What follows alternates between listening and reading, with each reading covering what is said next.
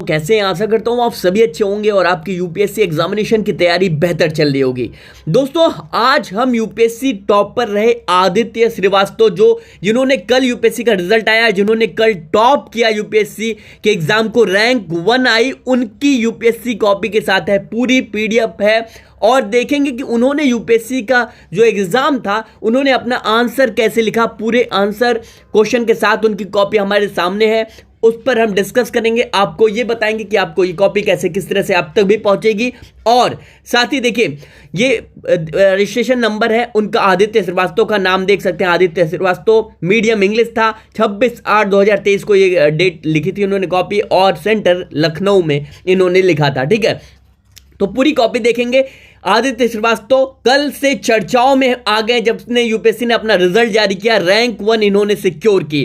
तो देखिए, इनकी कॉपी डिस्कस करने से पहले मैं आपको बता दूं, देखिए अगर आपने यूपीएससी एग्जामिनेशन को पास करना है, टॉप करना है, अपनी जगह बनानी है, तो आपको लिखना शुरू करना होगा। आदित्य की कॉपी दिखाने का यही मकसद है। अभी जो डिस्कशन होगा आप देख पाएंगे कि क्यों ना इनको रैंक 1 मिले। ये दावेदार है, पूरी तरीके से पहले रैंक की दावेदारी रखते हैं और यही वजह है कि कमीशन ने इन्हें रैंक 1 दिया। आंसर टू द पॉइंट लिखते हैं, सटीक लिखते हैं एकदम। और जो अभी डिस्कशन है दिखाने का यही मकसद है कि आप भी आदित्य और अन्य जो टॉपर्स हैं उनकी तरह आंसर लिखने की जो स्किल है उसे आप एडॉप्ट करें, उसी तरीके से उसी पैटर्न में आप अपने आंसर लिखें। कई लोगों को इससे दिक्कत हो सकती है कि उनकी तरह क्यों लिखें, तो ऐसे जो भी अननेसेसरी एलिमेंट है उनके लिए मेरे पास कोई भी शब्द नहीं है। ठीक है, तो चलिए ज़्यादा समय लेकर शुरू करते हैं। आदित्य श्रीवास्तव की कॉपी आपने देख लिया, बाकायदा इन्होंने सेंटर जो है वो उनका लखनऊ है। चलिए शुरू करते हैं आदित्य की कॉपी को डिस्कशन करना। पहले से आईपीएस के जो रैंक थे उसे सिक्योर कर रखा है आदित्य ने, और इस बार के रिजल्ट में इन्होंने तो धूम मचा दिया।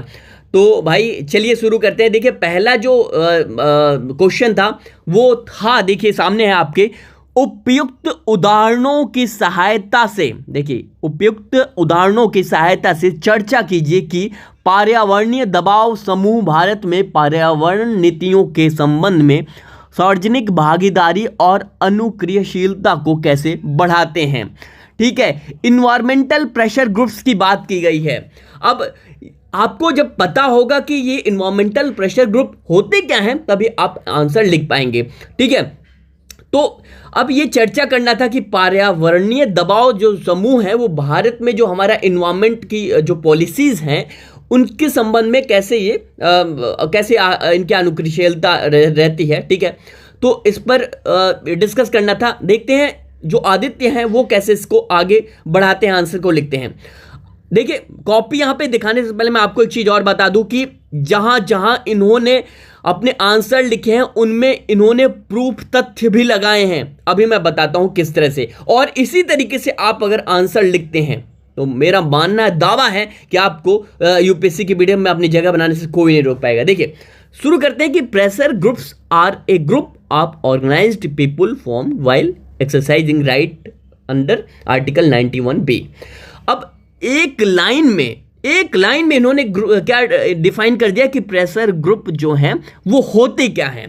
ठीक है, अब आपको आंसर यही ऐसे ही शुरू करना है। एक लाइन में क्या डिफाइन कर दिया, बात थी ना प्रेशर ग्रुप की थी, तो दबाव समूह होते क्या हैं वो डिस्कस कर दिया। अब देखिए ध्यान देने वाली बात यह है कि जो प्रेशर ग्रुप्स हैं वो बनाए किस आर्टिकल के अंतर्गत जाते हैं, ये आर्टिकल 19(1)B आपको पता होना चाहिए। और अगर आपको नहीं पता, आप नहीं डालते हैं तो ठीक है, लेकिन आपको ये पता होना चाहिए। और अगर आपको पता है, आप आंसर में इसको डालते हैं तो ये ऑथेंटिसिटी आपके आंसर में आती है, एग्जामिनर के सामने सीधा जाएगा।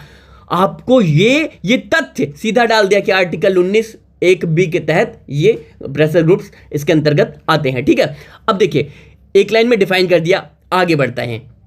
देखिए आगे बढ़ते हैं तो इन्होंने देखिए अब लिखा है, they have played a major role in enhancing public participation, यानी कि जो लोगों की भागीदारी है किसमें, जैसे कि आप देखिए जो प्रेशर ग्रुप होते हैं, जो आपके सपोज दैट आपके जो एनजीओज होते हैं, इस तरह की चीज़ें होती हैं, वो एक पॉजिटिव क्या होते हैं, वो एक पॉजिटिव परसेप्शन बनाती हैं सोसाइटी में। कहने का मतलब है एक अच्छे काम की तरफ ये ग्रुप्स क्या होते हैं, उनकी जिम्मेदारियां होती हैं, उनकी नीतियां ये होती हैं कि वो एक अच्छे काम की तरफ, पब्लिक अवेयरनेस की तरफ आगे बढ़े और एक ऐसे काम का जिम्मा उठाते हैं जो सोशल यानी कि पब्लिक में वो उसकी ज़रूरत होती है, और यूँ दूसरे शब्दों में हम कह सकते हैं कि सोशल जो मैटर होते हैं, जो आवश्यक होते हैं, उनका ये क्या जिम्मा उठाते हैं। ठीक है, तो अब यहाँ पे देखिए हेडिंग डाला कि they have played a major role in enhancing public participation, यानी कि लोगों की जो भागीदारी है उसमें इनका बहुत ही इंपॉर्टेंट रोल होता है। जैसे लिखते हैं पहला, इंटरेस्ट आर्टिकुलेशन।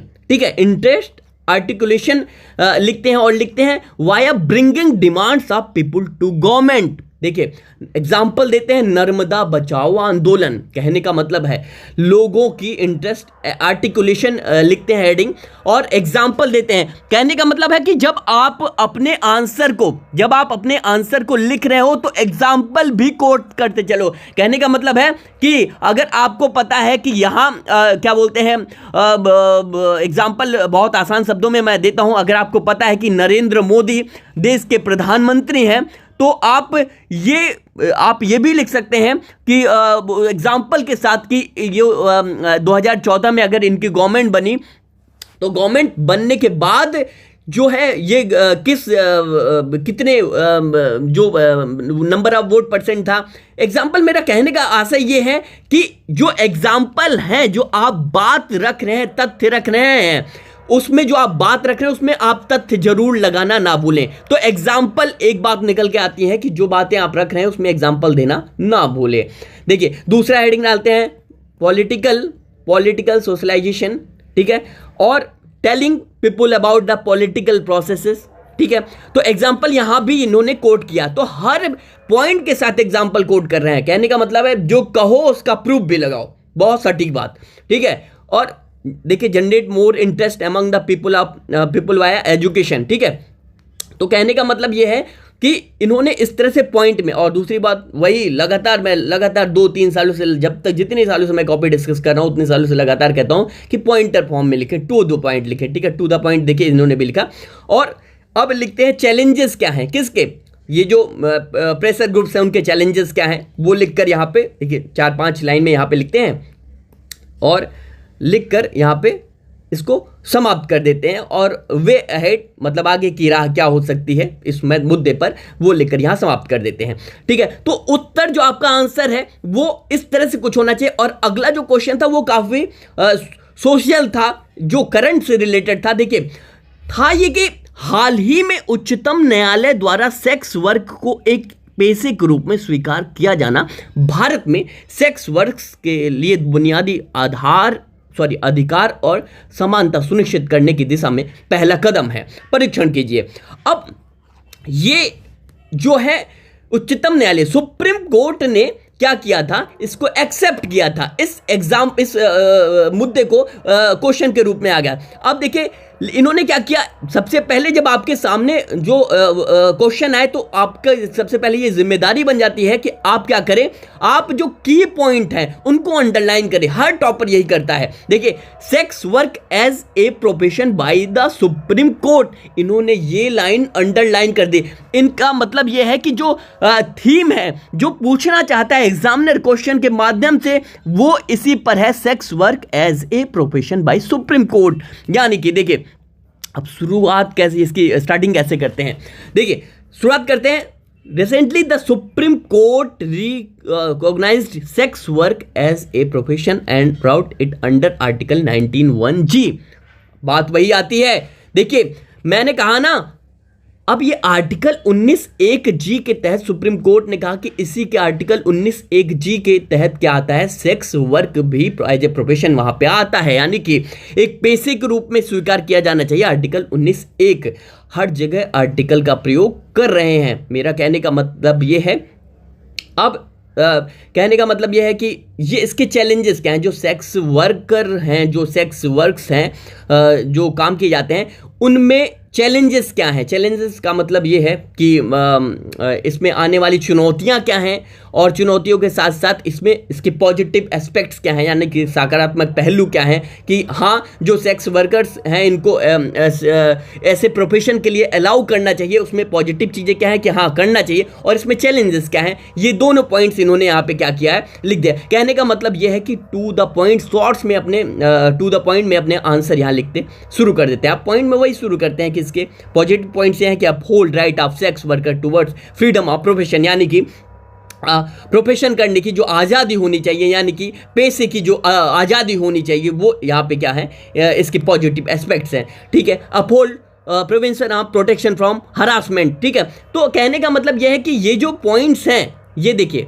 ये हर जगह इन्होंने क्या किया है, आर्टिकल 21, आर्टिकल 19 जो बात कह रहे हैं, जो पॉइंट लिख रहे हैं, उनमें बार बार इन्होंने क्या है, आर्टिकल का प्रयोग किया है, तथ्यों के साथ इन्होंने अपनी बात रखी है। और अगर सच्चा आदमी वही होता है जो तथ्यों के साथ अपनी बात को रखता है। ठीक है, प्रूफ के तौर पर। अगर आप लफाजी करेंगे तो भैया हो जाएगी चीज़ें।